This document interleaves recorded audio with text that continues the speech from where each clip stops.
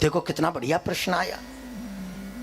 8 दिन की हो सकती थी ये कथा, 9 दिन की हो सकती थी कथा, 11 दिन की हो सकती थी कथा, 1 महीने की भी हो सकती थी कथा, 7 दिन की ही कथा क्यों? तो सूत जी महाराज ने कहा, नारद जी महाराज के द्वारा 7 दिन की पद्धति का शुभारंभ हुआ। कैसे? तो नारद जी का एक दृष्टांत कहकर के सुनाया, आप सब लोग भी ध्यान से सुने। एक बार की बात है, एकदा हि विशालायां चत्वार ऋषयो मला सत्संगार्थं समायात ददृशोस्तत्र नारदम्। नारद जी महाराज दौड़े दौड़े चले जा रहे थे। पहुंचे बद्रीनाथ धाम में, और बद्रीनाथ धाम में आप लोगों ने 4 धाम की यात्रा की है? बद्रीनाथ धाम देखा है किसी ने? किसी ने देखा हो तो हाथ उठाओ, पूरा हाथ उठाओ अगर पूरे गए हो तो।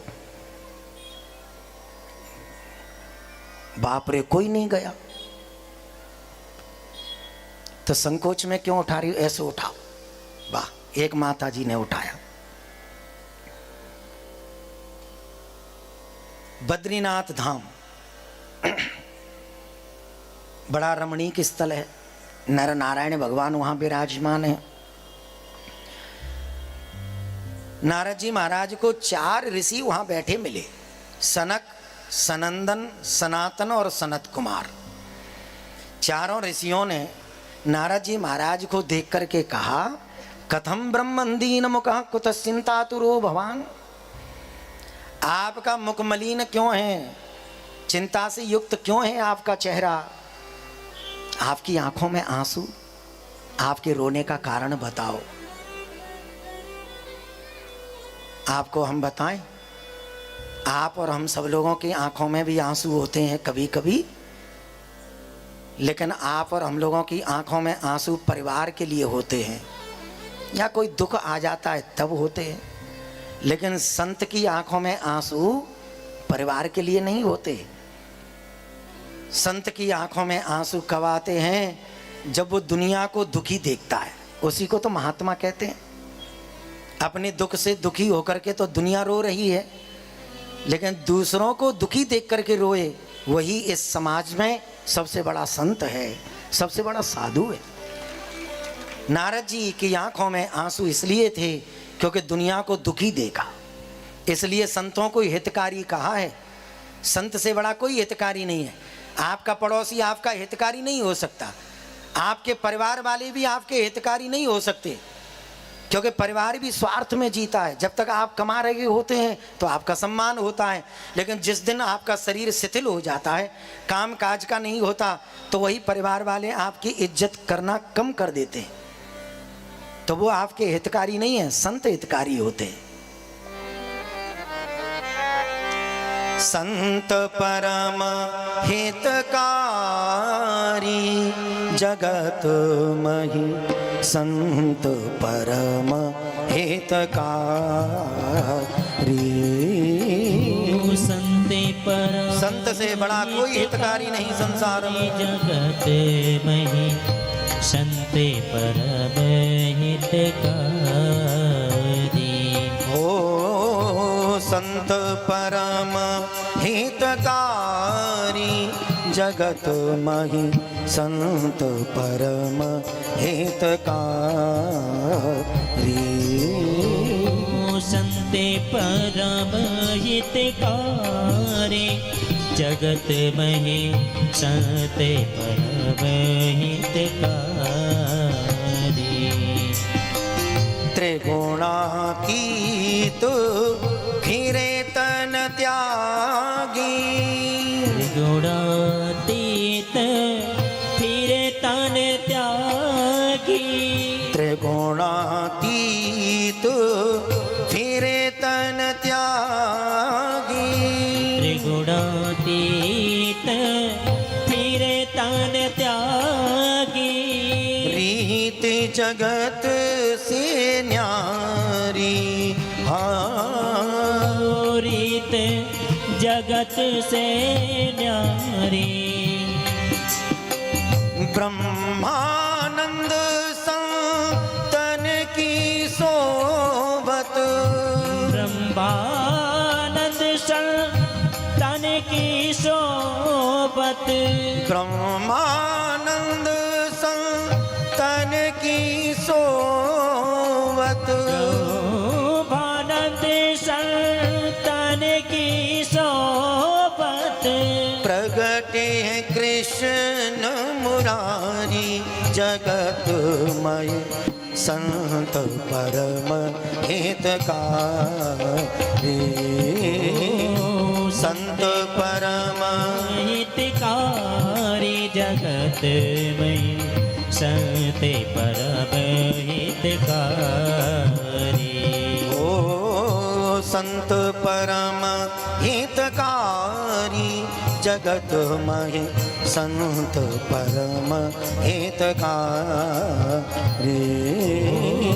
संत परम हितकारी जगत में संत परम हितकारी।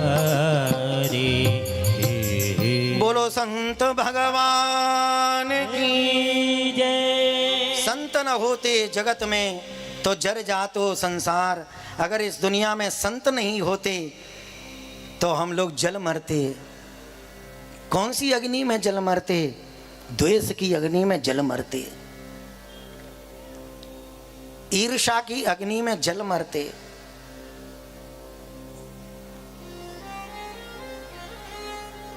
महात्मा से पूछा क्यों हो दुखी? बोले मेरे मन में संतोष नहीं है। मैंने दुनिया में देखा सब दुखी हैं। मैंने सोचा था चलो पृथ्वी पर दर्शन करके आऊं, सब लोग सुखी होंगे, प्रसन्न होंगे, लेकिन हमको कोई सुखी नहीं दिखाई पड़ा, सब दुखी मिले हमको। आप सब लोगों को आश्चर्य होगा, आप सब लोग भी करके देखना। क्या करके देखना? आप अपने पड़ोसी से ही पूछना, करोड़पति पड़ोसी से, क्या तुम सुखी हो? तो हम सही बता रहे हैं। आपका पड़ोसी कहेगा अरे बोले महाराज हम काहे के सुखी, बड़े परेशान हैं, बड़े परेशान, कोई सुखी है ही नहीं।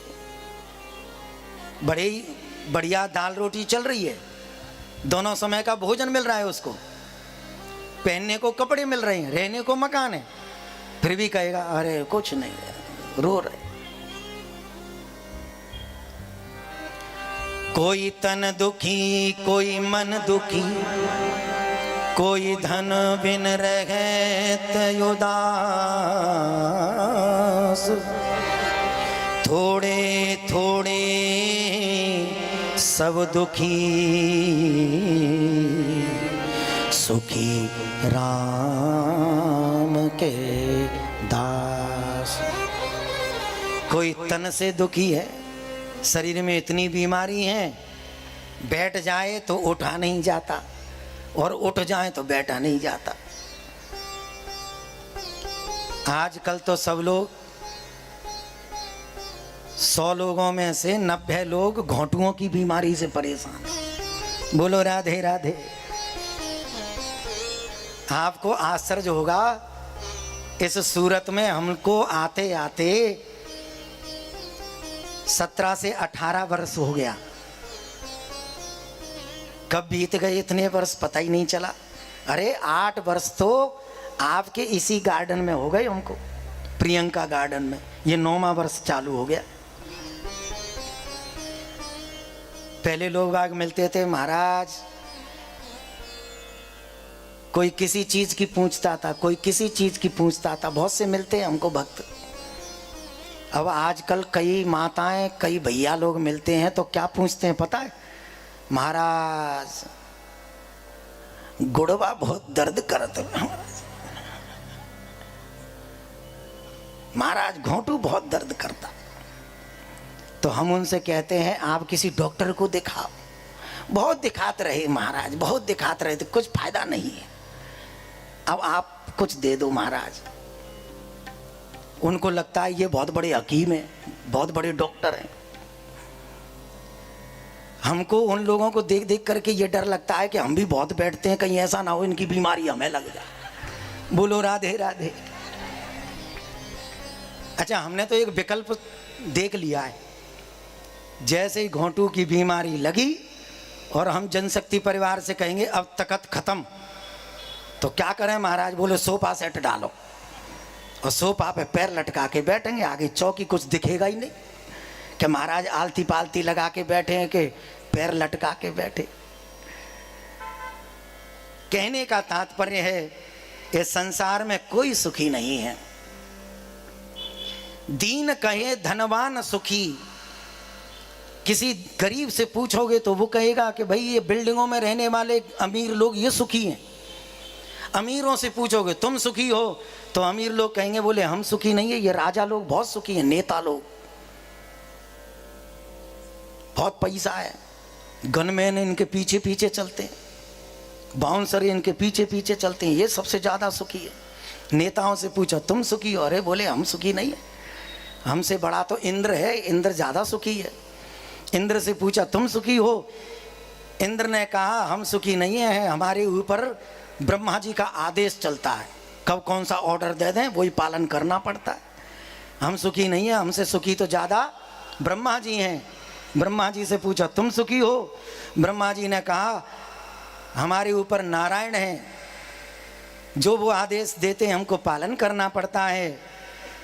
तब संतों ने यह विचार किया इस संसार में कोई सुखी नहीं है, सुखी तो सिर्फ एक ही है, जो सत्संगी है, जिसका मन भजन से जुड़ा हुआ है। इस संसार में वो सबसे बड़ा सुखी वही है जो सत्संगी है, जो सत्संग में बैठता है। वो ना टोटका से परिचित है, न वो टोना टोटका जानता है, न वो किसी ज्योतिषी से मिलता है, न किसी वास्तु शास्त्री से मिलता है, क्योंकि उसके मन में ये बात बैठ गई है, सत्संग में बैठे बैठे ये ज्ञान हो गया है, ये तो कर्म की गति है, ये समय का चक्र है। जब हमारा बुरा समय था तो बुरा समय निकल गया, अच्छा समय आया। अब ये बुरा समय आ गया है तो मुझे लगता है फिर से हमारा अच्छा समय आएगा, समय का इंतजार करो। ये सत्संग की पद्धति है।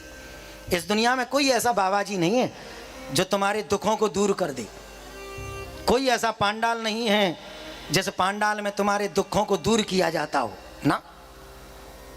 दुख को दूर तो भगवान ही कर सकते।